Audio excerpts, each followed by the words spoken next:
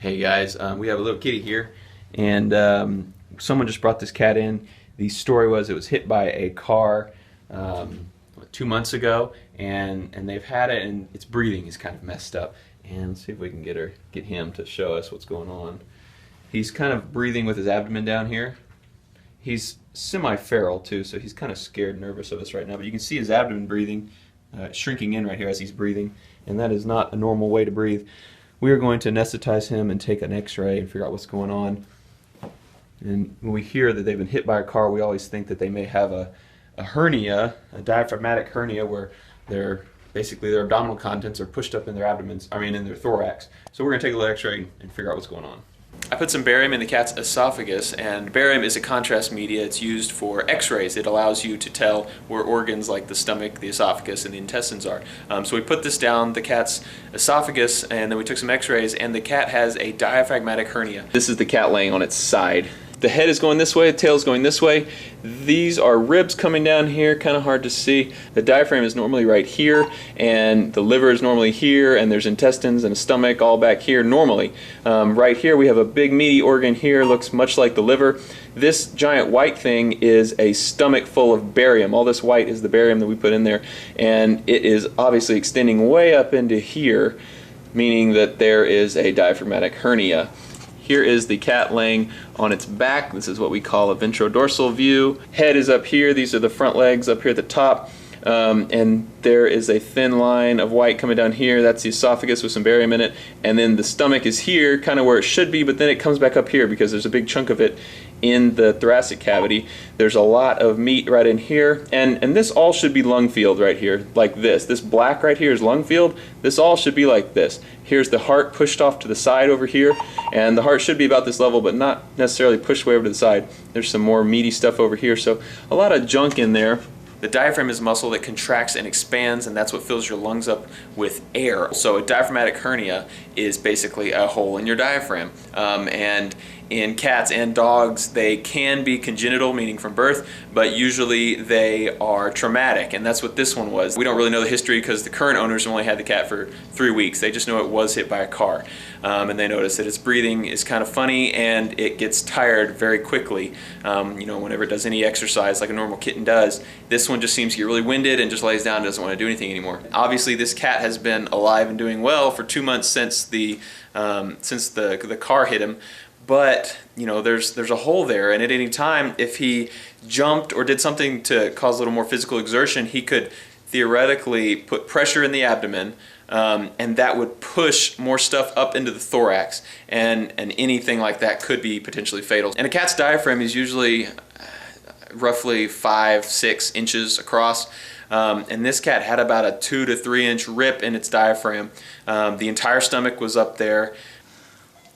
More stomach. There we go. Oh, the liver fell back in there now. About half of the liver was in the thoracic cavity, and a bunch of intestines. I pulled a big loop of intestines out. That is all in the chest. Yep, there it went. It wasn't really strangulated or anything though. Because the hole was pretty loose. The hole's huge. Once you open up that thoracic cavity, they need a negative pressure to operate their lungs. They're using that diaphragm to move their lungs, and we had the diaphragm cut wide open, so it's not working. We were having to breathe for him, and he just wasn't doing real well. But luckily, we did it as quickly as we could, and he kind of wasn't breathing on his own at the end of surgery. We had to pull all of the extra air from his thoracic cavity out with syringes. I pulled like 150 milliliters of air out, which is a lot to be in a little bitty cat's chest.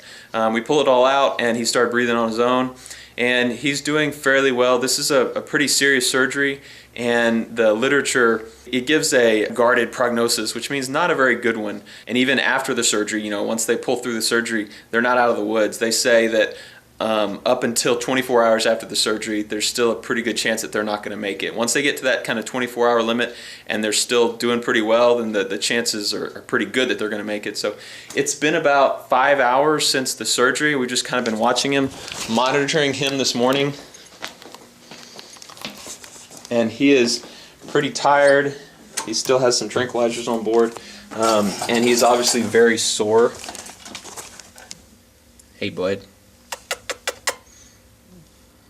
not feeling very good at all. But he's been doing good for this 5 hours, so I'm hoping that he's going to be one of those that pulls through. He's breathing a little labored, but honestly better than he was. So we're just going to keep watching him, and we'll check in with him tomorrow morning and see how he's doing.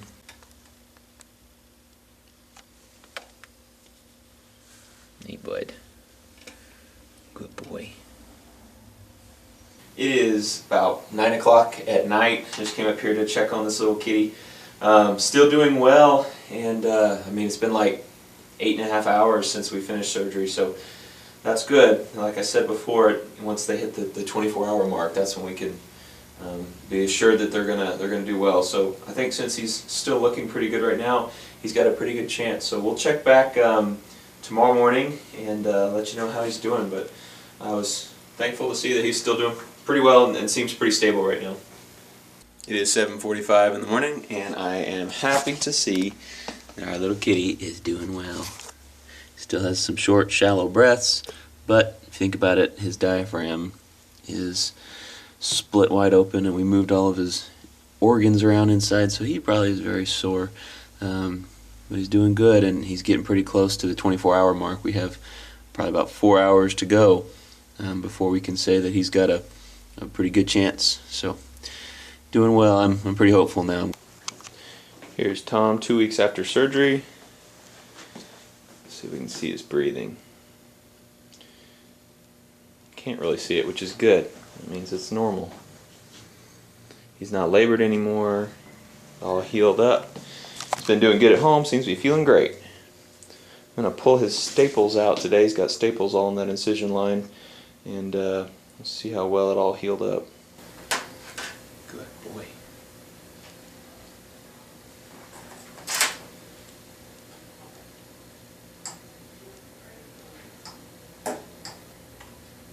He is a good cat. Not every cat will let you do this to him. Looks like Tom made a full recovery. He's doing well, and he's going to live a good, long life. Thank y'all for watching Vet Ranch, and we'll see you next time.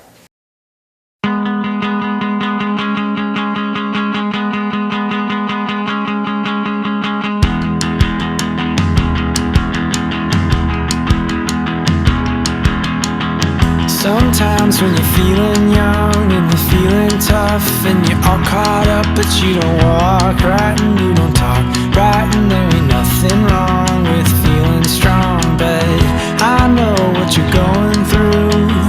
I know, 'cause I've been there too. I don't walk right and I don't talk right, and there ain't nothing wrong with feeling strong. But I wanna be there for you, honey, working my job